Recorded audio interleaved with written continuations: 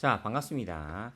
제거 스튜디오를 보면은 그 댓글이 항상 올라온대요. 여기 최신 댓글 있죠.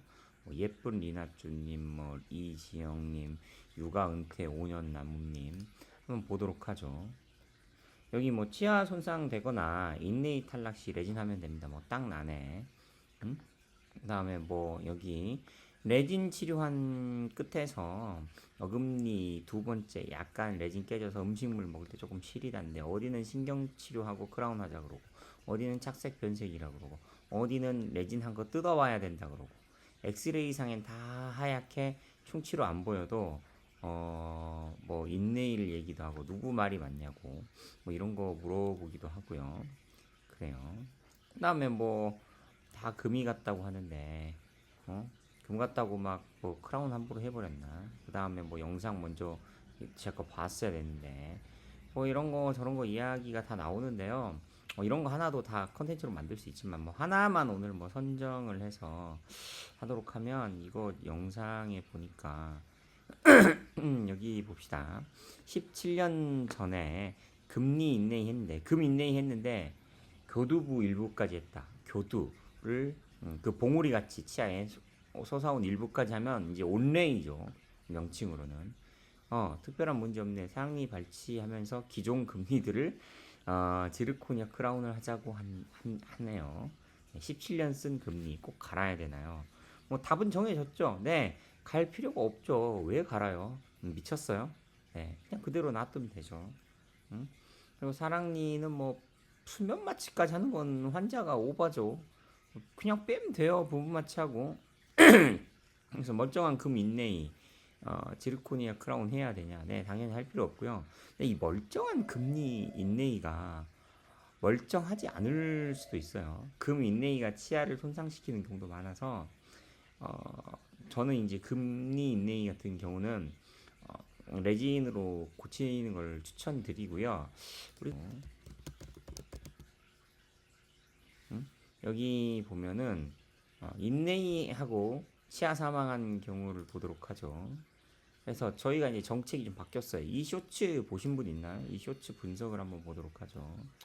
한 6,300회 정도긴 한데 이 쇼츠 한번 보도록 금 인내이를 하고 치아 신경이 죽었습니다. 충치도 없는데 신경이 왜 죽? 네, 이게 신경이 죽은 거죠. 그래서 금 인내이를 8개를 했던 환자가 있었는데 금 인내이를 8개를 했던 환자가 있었는데 교합 구조도 좋죠. 그래서 교합 조정을 했는데 2년 뒤에 왔을 때 2021년에 교합 조정을 했는데 2023년에 왔을 때 신경이 죽어 있어요. 여기 염증이 생겼잖아요. 그래서 이제 이게 금 인내이 한 거를 뜯어 보니까 이렇게 이제 크랙이 가서 신경까지 갔었죠. 네, 바로 그거예요. 그러니까 금 인내이를 하면은 치아에 충격을 줘가지고 치아랑 한 부분이 되지 못해요. 금 인내이는. 그래서 이렇게 쪼개져서 신경이 죽을 위험성이 있죠. 그러니까 모든 금 인내이를 뜯고 다시 해야 된다 이건 아닌데 어금니 6, 7번 쪽에 이렇게 금 인내이를 하게 되면은 충격을 줘서 치아를 쪼개는 경우가 많이 가끔 있는 것 같습니다. 자주 있다고는 또 말을 못 하겠어요. 가끔 있어요, 가끔. 그래서 이런 것들. 그래서 이 환자는 이거 일어난 다음에 금 인내이 다 레진으로 교체를 했거든요. 그래서 금 인내이는 레진으로 교체하는 거를 저는 추천을 드릴게요. 네, 추천을 드리고요. 그다음에 몇 가지 보도록 하죠. 금 인내이는 교체를 하는 걸 하고요. 크라운으로 교체할 필요는 없죠. 그다음에 여기 보면은 주위 치과 한 군데에 갔는데 어금니 충치에 통증이 있다고 하니까 신경치료 5번 방문해 신경치료 아니 크라운 신경 죽이고 크라운 하라는데 어떻게 하면 되나요? 이런 것도 뻔하죠. 이런 것도 어떻게 하면 돼요? 네? 통증이 있으면 신경치료를 하는 게 아니라 교합 조정을 해야죠. 그게 진실이죠. 교합 조정하면 되고요. 그다음에 여기 신경치료하고 레진으로만 때운데 변색이 됐어. 변색이 되면 실활치죠. 신경이 죽은 치아, 생활력을 죽은 치아를 실활치죠. 실활치는 실활치 미백하면 되죠. 네, 뭐 그렇게 간단하죠. 그리고 이제 뭐 하악 어금니 2개, 상악 어금니가 내려와서 깎고 크라운 씌워야 된다는데 맞는 겁니까? 이 세상에 맞고 틀리냐라는 것은 존재하지 않아요. 다만 선택의 영역이 있을 뿐이죠. 음? 임플란트하고 위에 치아가 내려와서 위에 치아까지 크라운을 하느냐 마느냐인데 선택의 영역입니다.